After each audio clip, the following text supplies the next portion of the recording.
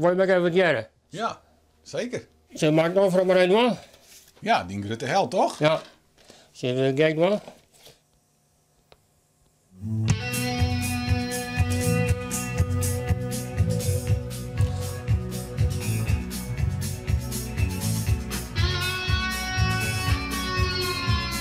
Ja, mooi hè?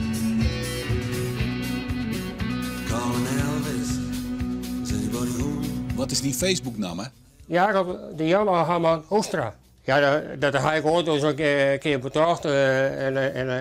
Ja, dat is bijbel. Iedereen die weet dat nou echt. Ja. Dat is gewoon mijn hobby. En een beetje uitgelopen hobby, zeg maar. En ja, een plekje, daar keek me wel oren omluisteren. Lekker wat muziek luisteren, cd luisteren, plaatspelen, LP's draaien. Ja, dat is een verhaal apart en dat komt ik overal eigenlijk. En waarom dit merk dan? Ik ga ooit eens zelfs een keer een eigen Yamaha receiver gekocht. En nou ja, de website heb ik al een foto ongelooflijk verkocht. En ja, toen dacht ik van, ja, daar wil ik ook meer speel van proberen. En nou ja, dan kan de ene versterken, dan kan de andere versterken, de receiver ook, cassette of was het speel. Ja, zou dit al wat als de eerste, zeg maar. Hè? Ja, ik ben nogal wat. Ja, dat is aardig van je. Ja, je maakt maar even zin. Hè? Is dit heel wat. En dat ben mijn bossen die gewoon zelf maken. Oh, dan maken ze nog dingen zelf? Ja, die bossen die gaan zelf houden. Ja, waarom maken ze die dan? Ja, ik hier van de hobby natuurlijk, hè.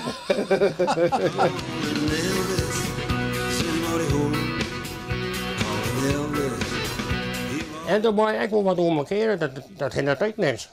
Ook bij een bepaalde type, wat ik denk, dat ik er graag net. Ja, dat vind ik mooi. En dat is een versterker, dat is een heel leuk verhaal. Daar ben ik de tweede eigenaar. En die tuner ga ik later wel vol.